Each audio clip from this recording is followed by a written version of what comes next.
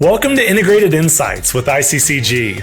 For more than 30 years, our team has partnered with small business owners to prepare for and navigate the business transaction process. Pull up a chair as we share stories and insights from our experience on all sides of the M&A table. All right, welcome back to the podcast. Today we're going to be talking about selling and what it looks like to sell, and then what kind of questions we get. And so let's just go ahead and dive in. One of the questions that we most frequently get is, when is the right time to sell? And so, Grant, Andrew, take it away. Yeah, I mean, in every conversation that we get, there's really two questions. And one is, is it the right time to sell now? And how long does it take to prepare if I want to sell in a certain period of time? And so those are the kinds of things that we get asked, and every single company is different. But I think where we start that answer is by asking what they want. Because if they can't get what they want now, then the answer is pretty clear that they either need to take less, or they need to plan on selling at a later stage and plan on how they're going to achieve the metrics. They're going to achieve that price that they want, right? And so the right time is when you as the seller want to get out, need to get out, and the reasons why people want or need to get out are just different, right? Most of the time it's retirement. Sometimes it's, hey, I want to go do something else. And then other times it is strategic within a family. I want to transition to the next generation. And sometimes it is a little bit different because it is, my family's moved to Florida, and so I want to follow, and so I'm going to sell my business here and go do something else in Florida. Yeah, I feel like the easy way to say it is the right time to sell is when your goals can be achieved, right? I mean, you have to be in tune with what your goals are. You have to know your goals, and you also have to, that's why it's so important for advisors like us to meet with you as a business owner, because we can tell you what could be achieved.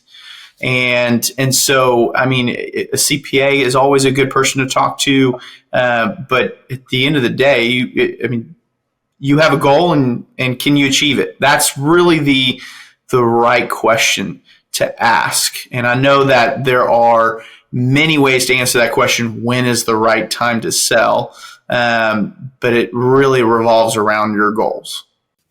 Let's just say that you can, and you're comfortable with whatever you get because you've got enough, and you've got a really good sense of your own financial position outside of the proceeds. And so the reverse question can be asked, when is the wrong time to sell, right?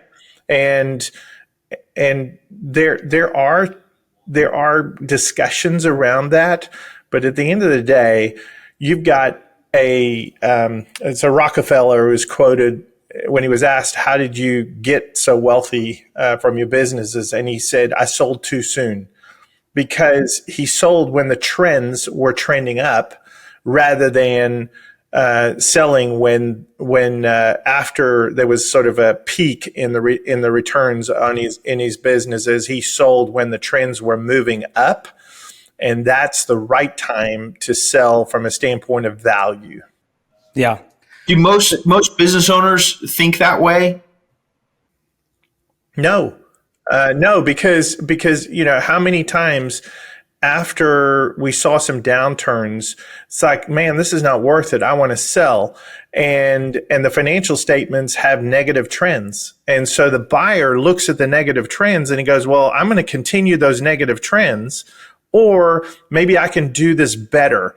But the reality of it is banking on you doing it better, a buyer doing it better than somebody who's been doing it for 30 years. You better have some really practical things that you're going to implement with predictable increases in those or turnarounds in those metrics. And so we just tell people, look, sell too soon. When your sales are climbing, your net income is growing, you're in great shape to sell, because the buyer is going to think that he can continue those trends, whether you think so or not.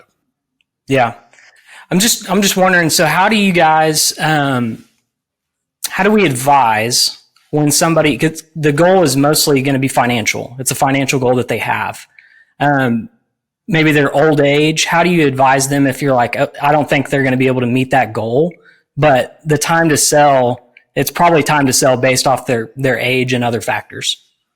Yeah, I mean, that's what our job is to have those hard conversations. We're going to be as realistic as possible. A lot of your broker kind of people, they just want to, blow smoke at people. They oh yeah, we can get $100 million for your business, and let me list it, and they sign a listing agreement or something like that. We try to make sure that we can meet the seller's expectations. If we can't meet that expectation, we tell him, and we tell him why. It's not like we list it at a certain amount, because if we're wrong and we can get more, we're on the same side of the table as that person, because we get a success fee, so we want more. We'll take the highest bidder and we'll take it to market and get the most you can get. The problem comes in, for example, several years ago, we told a client before a downturn in that particular industry that we could get, several $1 million more than what we eventually could get, because the industry turned down. There was nothing we could do about it. But at the end of the day, he had to make a decision whether to sell for that amount, for that lower amount, or hold on to it, operate it, figure out how to increase his sales, which he did, by the way. And we end up selling that company for a whole lot more than even what he originally intended. Yeah, that's great. Just thinking about the market conditions that can impact a decision to sell. What are some of those market conditions that impact it positively or negatively? Yeah, most people, when they ask that question, they're talking about market conditions in the buyer's world or the banking world, interest rates or, those kinds of things. And they do impact the availability of a buyer base some.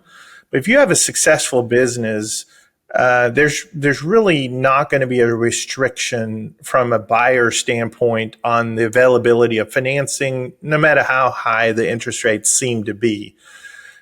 What does affect it is really the industry that company serves. In other words, if they're serving the oil and gas industry, for example, and it's going through a downturn and you don't have a diverse customer base, then people are going to shy away from that industry. People sometimes don't like volatile industries like the oil and gas industry, for example. Some people don't like construction for the same reason. Some people don't like new home construction, but there's also a group of buyers that focus on those industries and they understand the volatility and those kinds of things. So it's really about the seller's revenue model. And that's where we come in also because of our business backgrounds. We look at the revenue model and we decide, A, who might be interested in it, and B, how can we enhance that or help the client enhance that revenue model to get the most out of the ups and downs of those industries. And in that, I mean, think about the market conditions affecting the time to sell. If you're a seller, you're thinking, okay, I'm done with that issue, right? I'm done with that supply chain issue. I've got this hurdle always, and it's a headache. And really, while we can talk about how market conditions really affect maybe the buyer base or the value, but really it can affect a seller in their motivation to sell. And so you think about, you think about, yes, the financial goal, and we always revisit that because expectations can change. But that's what it's about. It is to bring it back to the goal. A lot of our clients, they're wanting to exit. They're wanting to go to retirement. A lot of them are saying, "Hey, I'm done with this headache. I've got other business ventures, and I'm just done with this headache." And they may take a little bit of a discount for that, but I know we've talked with several business owners that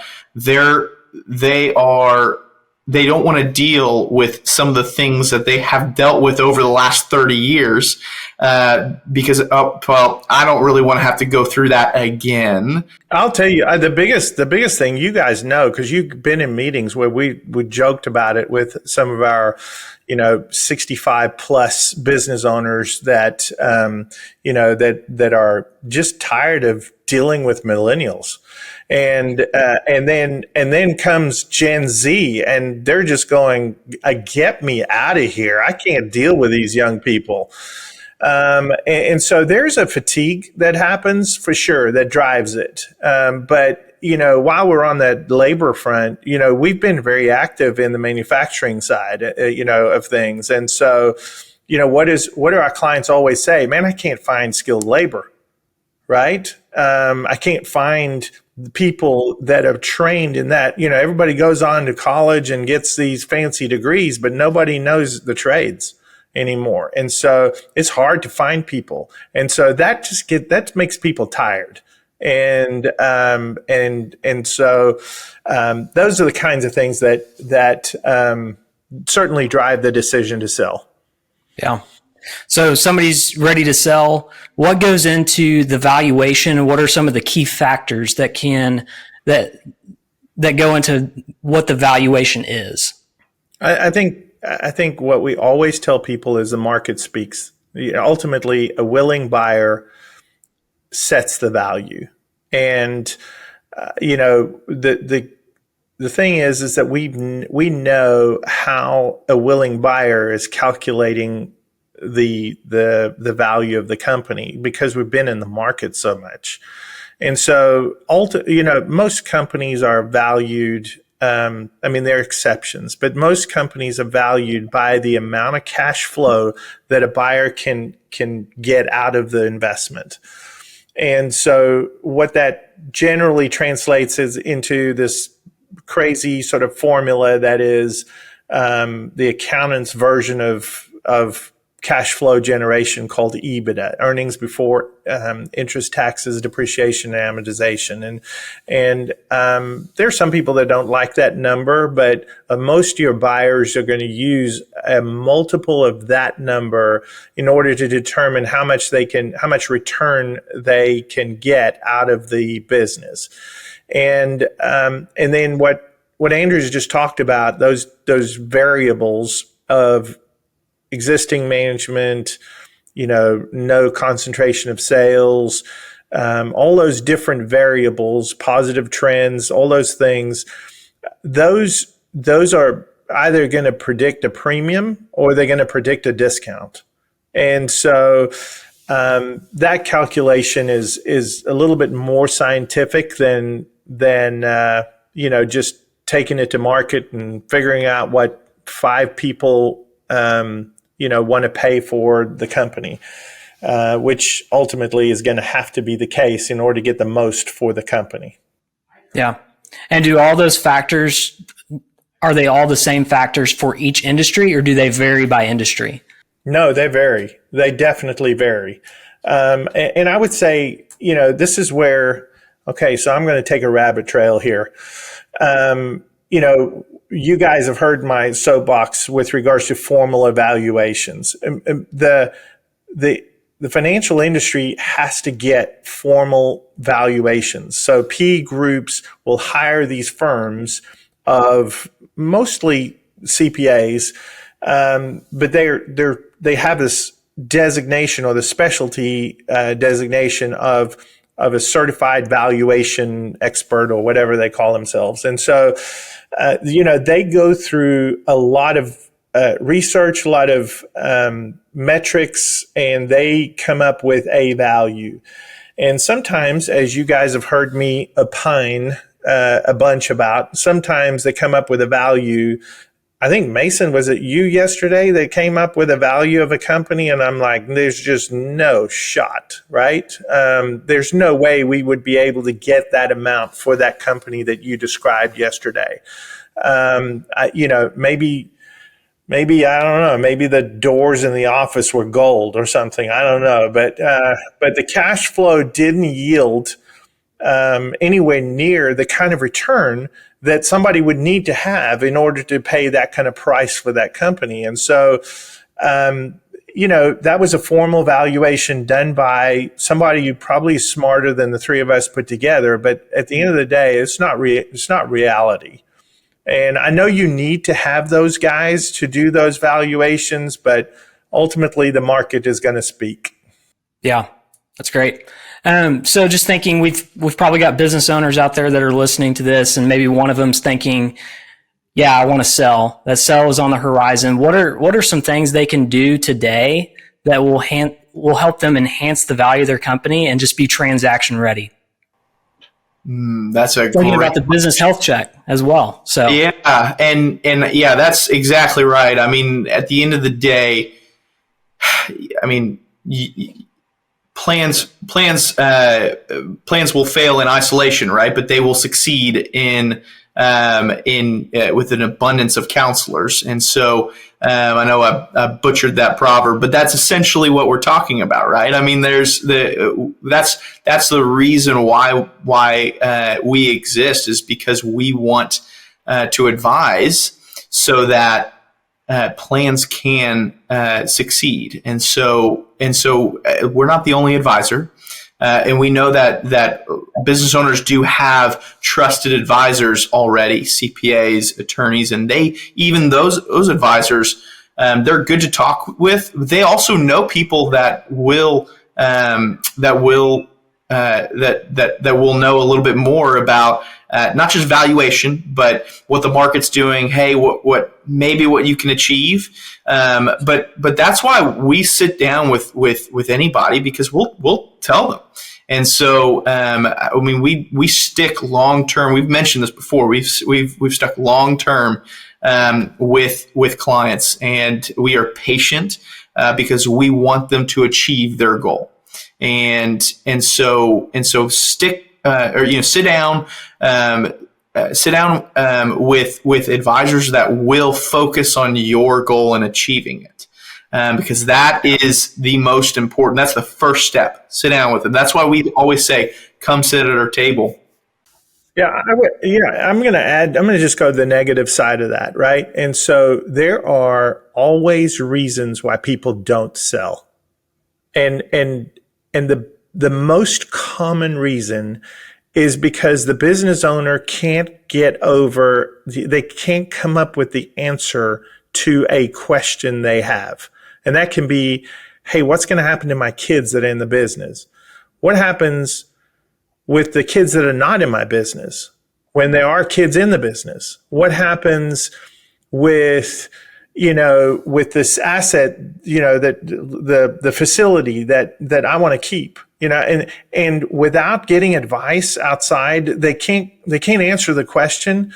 And so they just get frustrated and they don't do anything.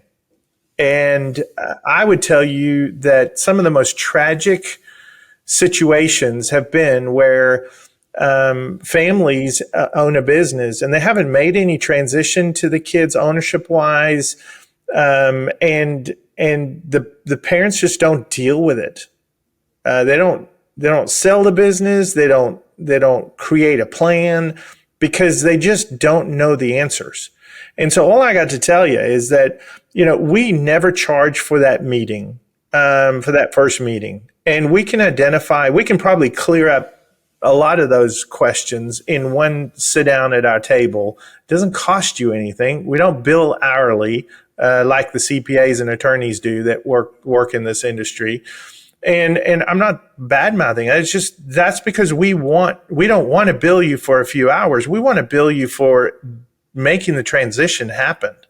And so come sit at a table. We'll answer those questions. If we haven't seen it, and look, there's always things that come up. We go, oh my gosh, we can't make that one up. But we've seen a lot over, a ton of years of doing this, owning our own business, understanding exactly the emotions and all that kind of stuff that other people go through as well as we've been through. And we've got answers to get around some of those obstacles. So don't make that mistake, right? Get your questions answered and at least make a positive decision whether you're going to sell, what you're going to want when you sell, how you're going to make that calculation, and let's sit down and handle business. Yeah. I think that leads into my final question of just when is the right time to bring in an advisor, an intermediary, and when do most business owners contact you?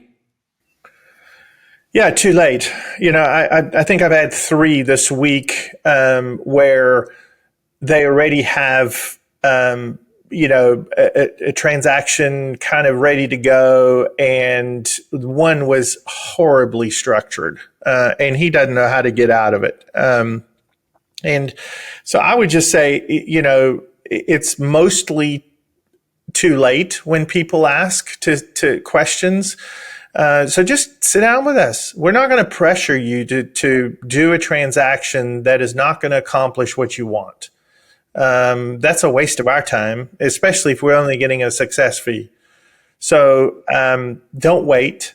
It's ultimately never too late until you sign the purchase document or the sale document. But we've been called in to clean some things up in the past. But do it right and let us help you walk through the transaction to accomplish the goals. Yeah. Andrew, do you have anything? No, I mean, that's really it. Because I mean, at the end of the day, the earlier the better. I mean, the earlier that we can get access to the company, the better it is, because we know the company, right? We know the challenges that they're going to face, right? And so if we're brought in, okay, I am ready to sell tomorrow. Okay, well, that's great, but we have to still understand the challenges that we'll come up against when it's day before closing, right? And those things, and so we have to plan accordingly. So the earlier the better. And Mason, that we got a meeting with a client in a couple of weeks that came to us over a year ago and said, okay, if I want to sell for this much and yield this much in my bank account, because he knew his debt and he was guesstimating his taxes, I want to sell for this much. And we said, okay, you're going to need to look like this. Your company needs to look like this in order to expect that amount. And guess what? In 2 weeks, we're going to sit down with this guy, and he's made his company look just like that. And we're going to be able to take it to market and accomplish what he wanted. And so that was over a year ago.